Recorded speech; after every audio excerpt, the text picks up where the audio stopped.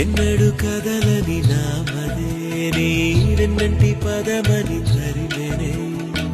ఎవ్వరు నువ్వని అడగకే ఈరెప్పల చాటున దాచుకుంది నిన్నే